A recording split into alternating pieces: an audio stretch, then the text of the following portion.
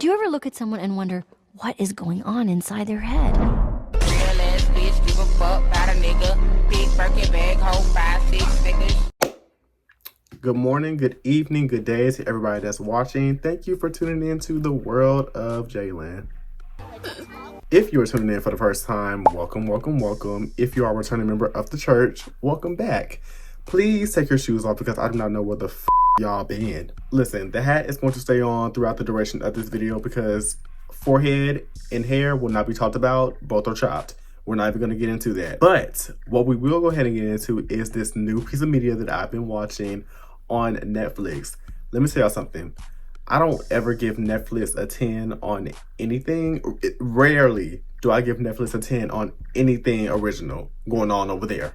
I could never give you a 10 because I don't like you. So, but when I tell y'all that this new show, well, relatively new by the time I'm filming and making this video, this show is actually insane, beautifully crafted, beautifully made. If you can't already tell from the title of this video, I will be discussing Netflix's new limited series, Adolescence.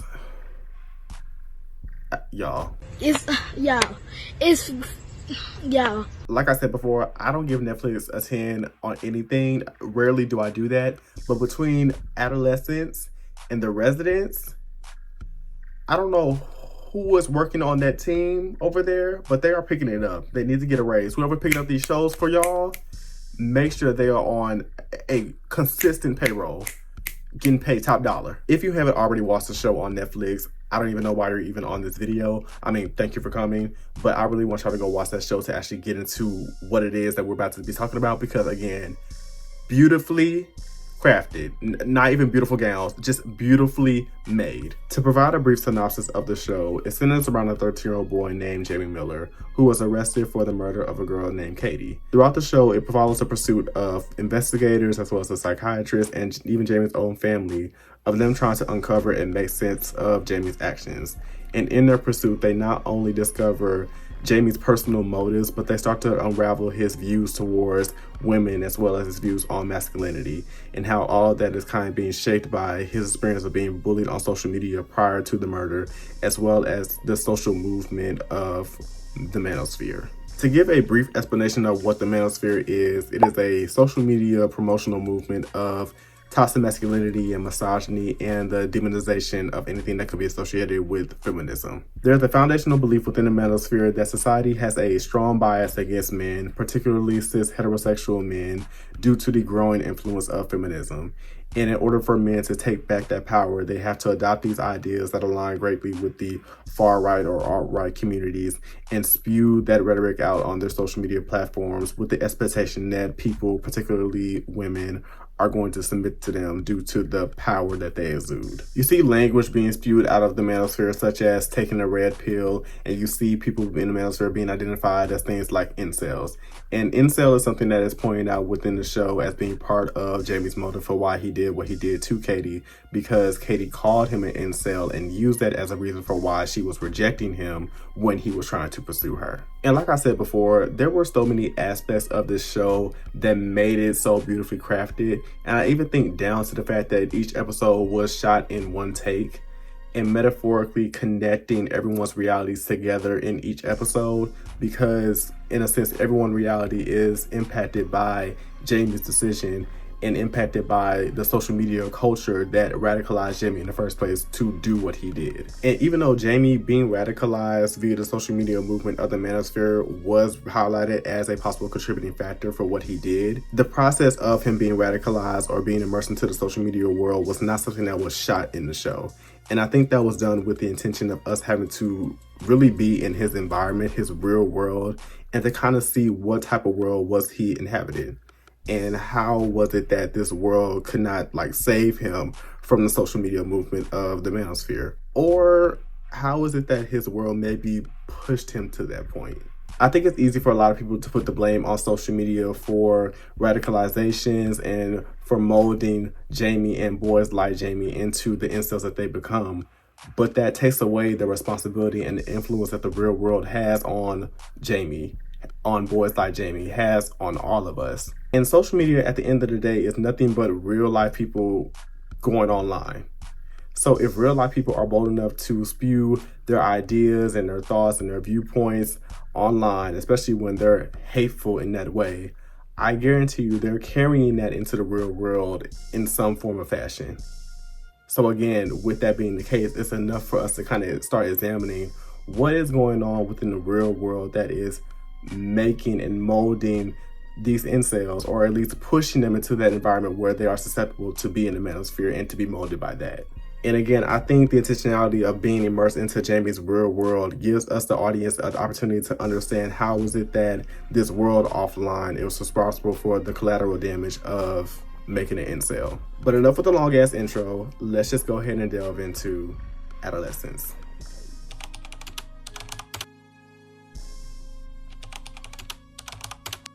Right off the bat, Adolescence brings you into the world and it lets you know how impactful it is for you to assert your power and your dominance when you are given, or you give yourself, the authority to do so.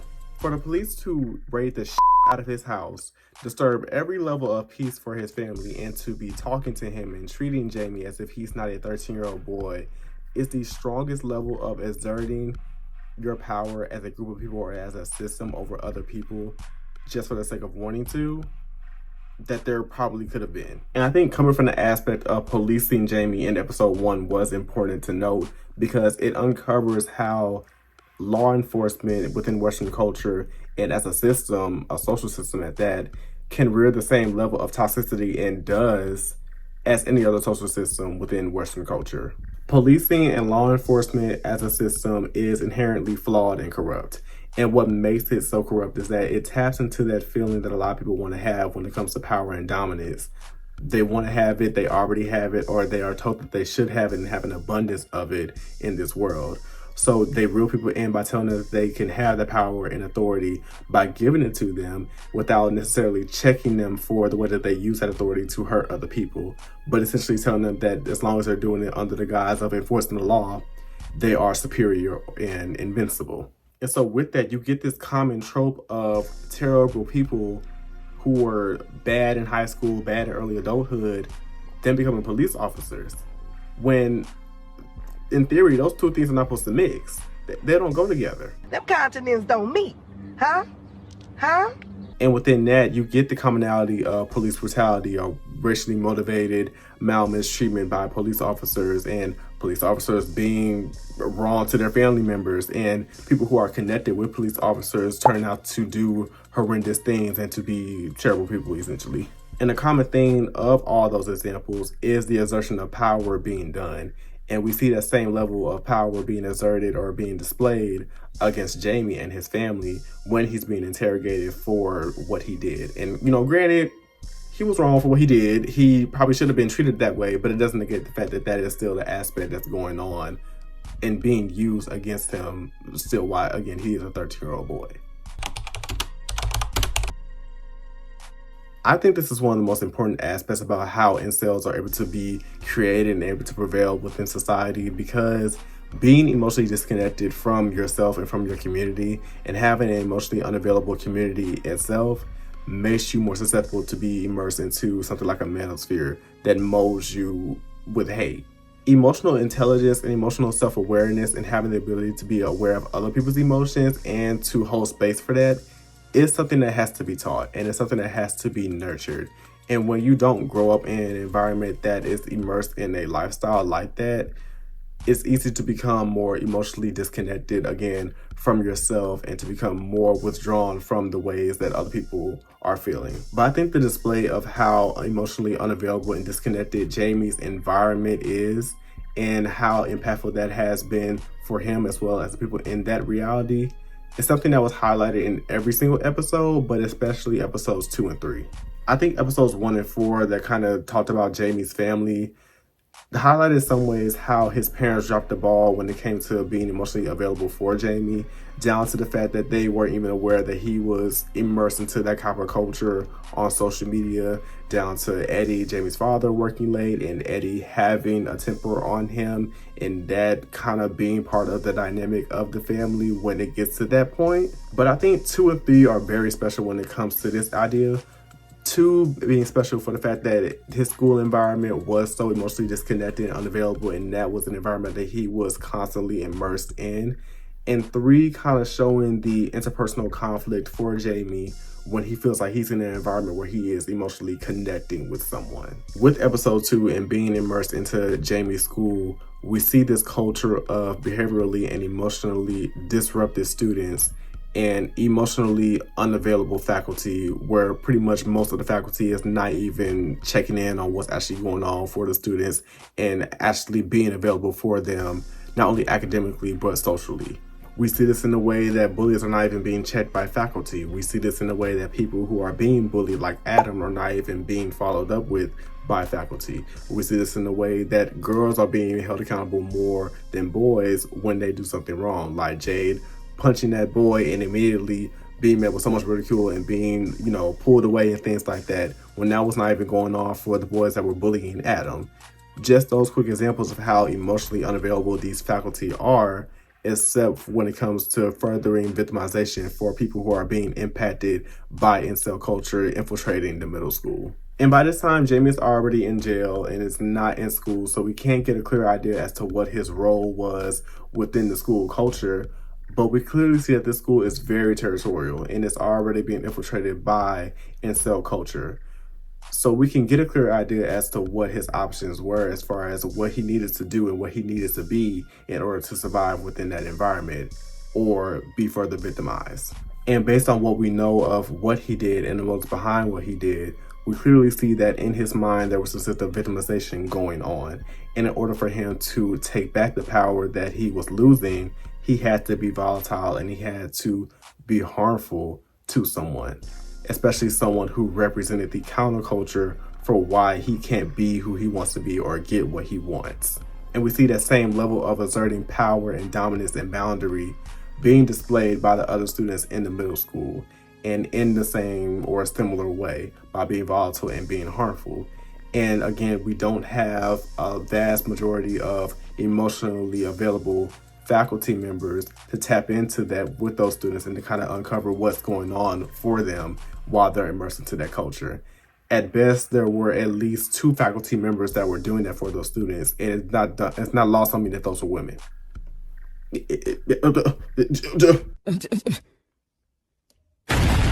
And transitioning into episode 3, I think we see how Jamie, someone who's already ingrained into red pill or incel culture, responds when he's in an emotionally connected environment, where he's in an environment where he feels like he's able to emotionally connect with someone and someone is able to see him, but he knows that he can't have them in the way that he wants them, or he can't emotionally connect with them in the way that he wants to.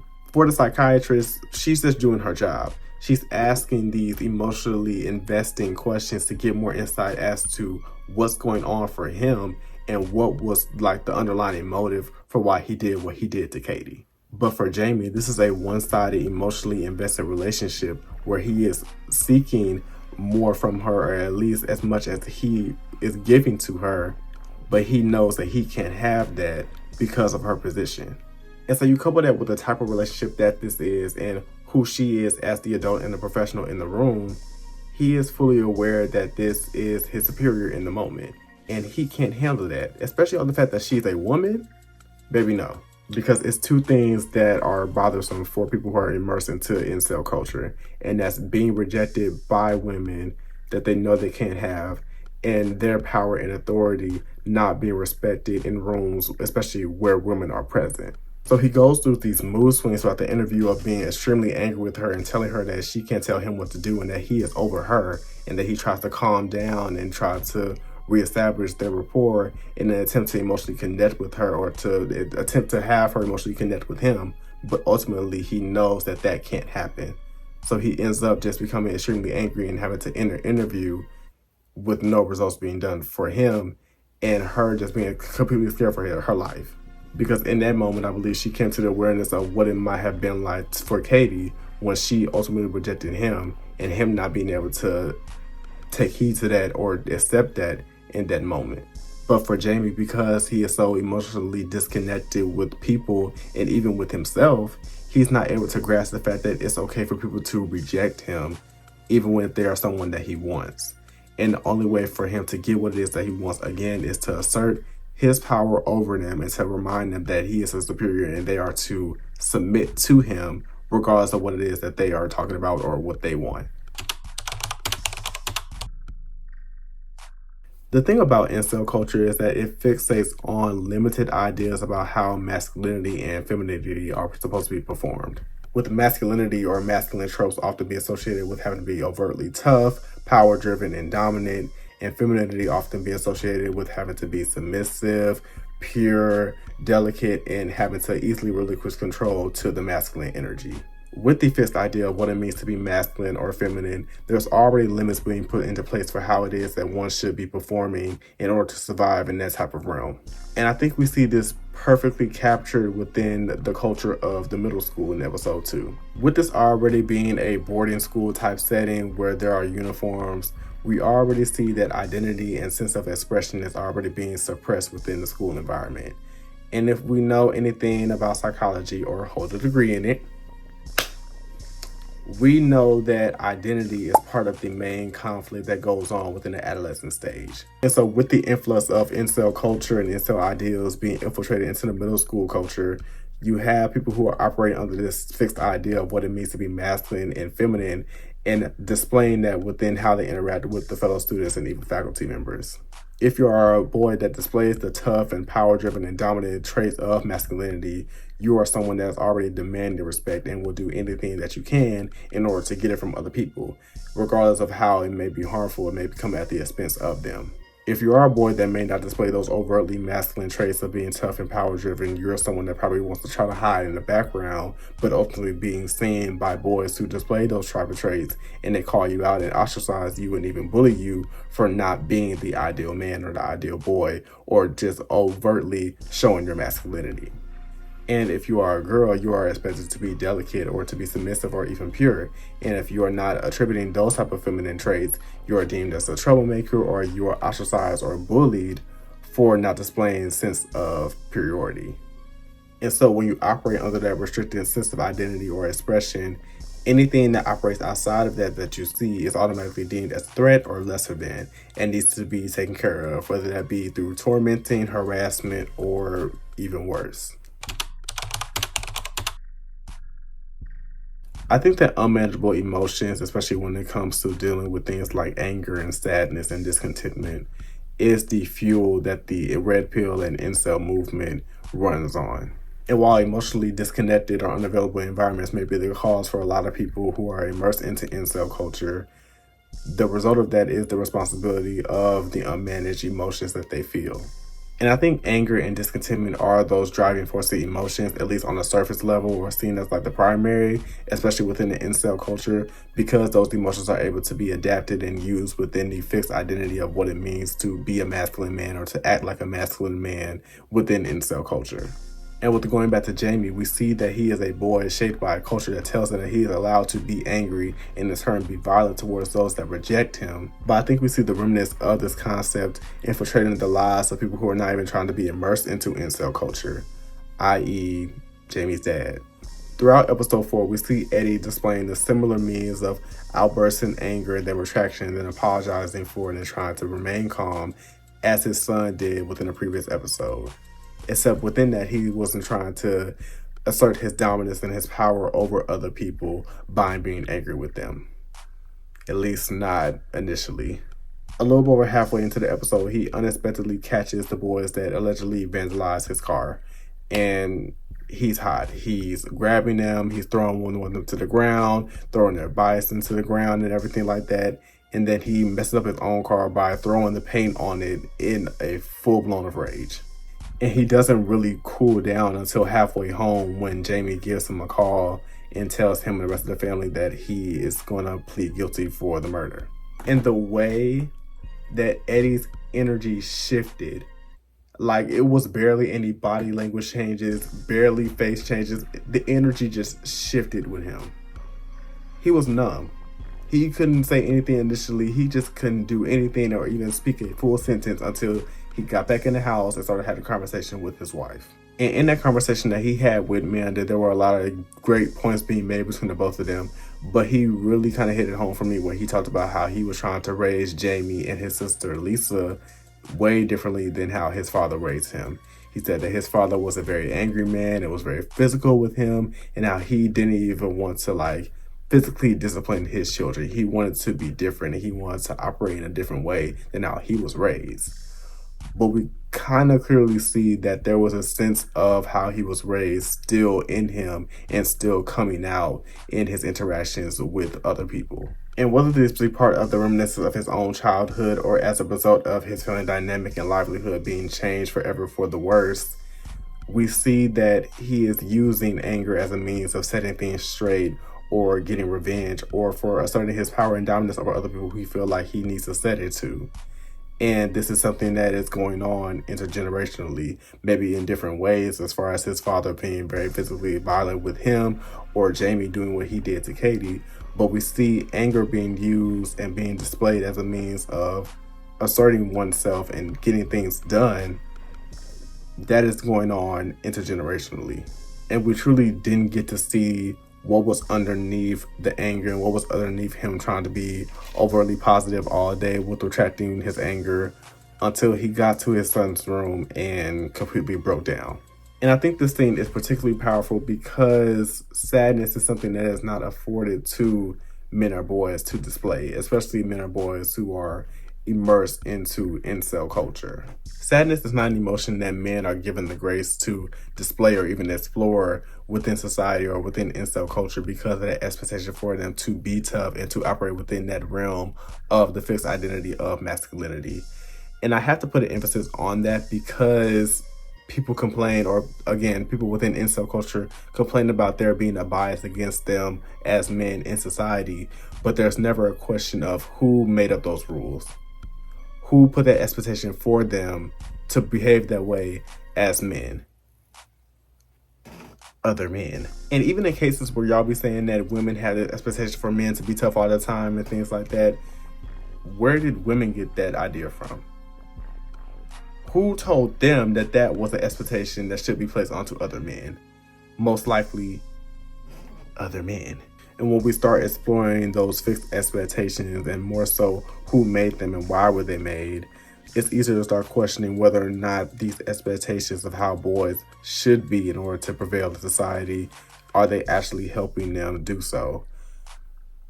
Newsflash, they're not. And now that we know that those expectations don't work, what are the stepping stones for getting boys and men outside of that manosphere, outside of that realm, and preventing more from going in there? And I think one of the key factors to kind of know that I think was addressed throughout Adolescence, the entire series, is that it doesn't start and stop with media, social media, any type of media. It doesn't start and stop there for radicalizing these boys. It's coming to the realization that the real world experiences that these young boys go through make the manosphere via social media more attractive to them, because what they experience in the real world lies as a template for what it is that they're going to be experiencing online. And it's no longer enough to say that, you know, you're checking your child's phone and you're ensuring about what they're seeing on social media and you're taking away the phone when you need to.